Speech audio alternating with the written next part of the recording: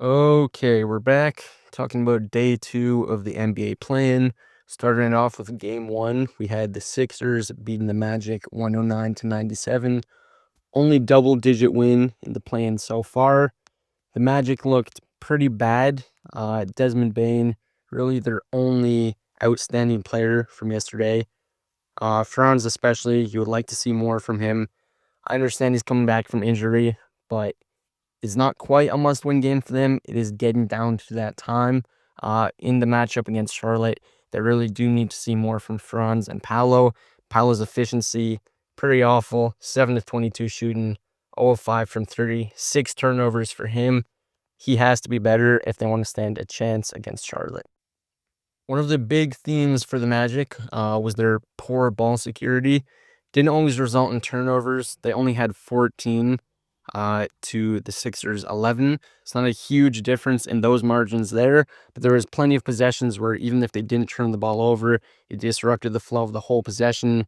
Just sloppy gameplay from the Magic in that regard led to a lot of empty possessions and could have been a big difference maker. It was a pretty chippy game, which honestly should have, in theory, favored the Magic.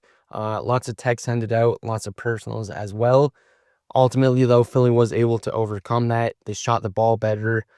The Magic's three-point shooting, again, has been an issue the whole time this core has been assembled. Bane obviously has eased that burden slightly. He went 4 for 6 yesterday. The rest of the team combined only made 3 3-pointers. So an abysmal 26% for the Magic. Bane had more than half their makes. And then against a team like Charlotte, that is one of the most proficient shooting teams in the league, it's just not going to get it done. In terms of Philly, it is a good win for them, being able to overwhelm a weaker team in Orlando. That does now match them up against the Celtics in the 2 seed and 7 seed matchup. Not a good matchup for Philly. The season series is tied, but again, a lot of those games happened early in the season before Tatum was back, before the Celtics really found their rhythm. So that doesn't mean a whole lot. Celtics have been pretty hot coming into the playoffs, and the Sixers really have not been, with the exception of last night, knocking off a weakened Orlando team. If Embiid is able to come back at some point in the series, that does potentially change it from a likely sweep to maybe 5 or 6 games. It doesn't matter when he comes back, however. If he comes back and Boston's already up 2-0, that's probably not going to change the outcome. He is going to be coming back on a pretty heavy minutes restriction likely, so he probably won't be able to change the game too much in that regard. A few big positives for Philly. Bona and Edgecombe both looked great last night. Great postseason debut for Edgecombe. The stats weren't totally there in terms of efficiency. Not totally what you would like to see, but double-double. Efficiency was good enough for a rookie, and just that energy on defense, constant effort, really got the energy pumping in that building. Another interesting thing for Philly, with Embiid likely being out for, if not the whole series against Boston, then at least the majority of it, is the potential for Philly to run a 5-out offense with Drummond. He went 2 for 3 from distance yesterday. That is a part of his game that in recent seasons has become a weapon of his. It's not the most reliable, and on high volume, he's obviously going to be suffering a bit. But it does give them a new look against a Boston team that is going to try to run them out of the gym with threes. Looking ahead to the Hornets Magic matchup, I'm going to be taking the Hornets in this game. I do think that with their 3-point shooting advantage, again, they're one of the most prolific shooting teams in the league. They should have a big advantage in that regard. As long as they can protect the paint and keep the Magic from getting to the line at the rate they've been doing all season, they should be fine. So that might mean some increased minutes for Diabate and Kalkbrenner, just for that extra rim protection, added safety in the paint. If the Magic do end up being eliminated in the play-in, you have to imagine that we'll be seeing some changes to them come the offseason. They can't change up the roster too much at this point. They're locked in on a lot of long-term contracts that would likely come in the form of Jamal Mosley being fired. Not a lot of great head coaching candidates available at this point. We will have to see as the season goes on what other head coaches potentially lose their jobs. Doc Rivers is already out. For the Magic's sake, I hope they don't pick him up. but we may see Jamal Mosley out if they do end up losing to Charlotte. Whether it is the Hornets or the Magic that end up being matched up against the Pistons, I do have the Pistons coming out of that matchup. I think Charlotte is a more difficult series for them. The Magic are kind of like a pseudo Detroit team, just not as good at anything really. Slightly worse at 3-point shooting, less physical team. They do get to the line at a better rate, but then their star power also just is nowhere near as high as the Cade Duran duo. So I do think that the Magic could be a potential sweep for the Pistons, maybe 5-game series. I do honestly think the Hornets have a chance of stealing it from the Pistons. If things sneak one game in those first two and then win both at home, I think they'd be in great shape. And I can honestly see a path towards the Pistons being upset round one if their opponent does end up being Charlotte. Moving on to the next game, we have an upset a lot of people, myself included, did not see coming. We have the Warriors dismantling the Clippers late in a 126-121 victory after trailing for basically the whole game. Plus 11 in the fourth quarter to pull that game out late and send the Clippers home. Going to be some big shakeups in the offseason for the Clippers.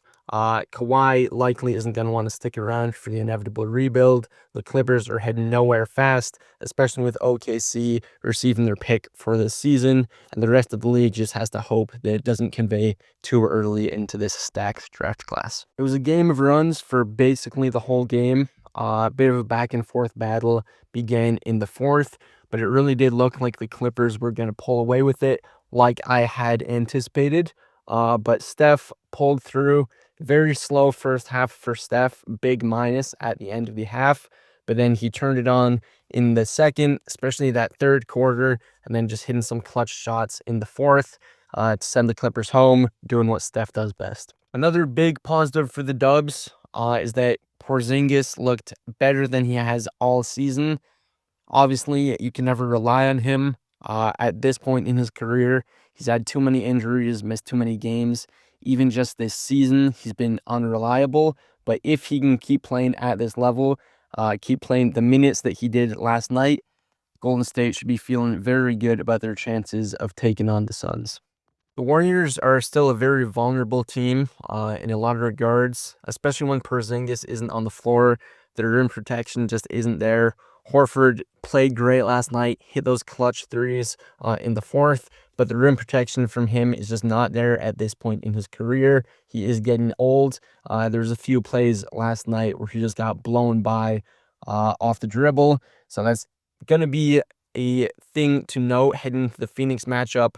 Phoenix has lots of guys that can exploit that matchup, so we might see some big minutes for Porzingis in the Phoenix game or some potential small ball action with Draymond at the 5. Speaking of Draymond, we had his unreal defense down the stretch against Kawhi, forced 2 straight steals to ice the game, and just locked down defense for that whole fourth quarter. People clown on him a lot, but it does have to be said that he's one of the best defenders, not only of his generation, but of all time, and he really is an anomaly. People talk about Steph being a one of one in NBA history a lot, but Draymond really is as well. He's an undersized guy that can play the 5, play power forward, even play small forward with the right rotation, but he can lock down every position, 1 through 5. Only 6'6", but he's built like a tank. And yeah, great showing from him last night. Really did put the icing on the cake for that Dubs win. If I'm picking a team to bet on in the Suns-Warriors playing matchup, I am still taking the Suns. Tough loss for them, obviously, against the Blazers. That does have to be top of mind for them. Warriors coming off a great win. They can carry that momentum into the matchup potentially, but I do think that Phoenix has a lot of advantages, a lot of youth in key roles where Golden State simply doesn't. And so they do have a rest day heading into this game. So Golden State should be mostly fresh, but Steph really hasn't played in the past few months. So you do have to wonder what his conditioning is like at this point. This is going to be an interesting matchup, especially compared to the other play-in matchups, because there really doesn't seem to be any massive stakes for either team. The Warriors shouldn't have any big offseason shakeups. regardless of the outcome of this game. And for the Suns, they're way ahead of schedule. They weren't supposed to be here this season, so even a play-in exit would be a big win for them. Obviously, they want to make the playoffs match up against OKC, but I don't think that the Warriors or the Suns stand a fighting chance against OKC. So really, this play-in is the end of the season for either team. I'm expecting to see a grinded out game tomorrow between the Suns and Warriors.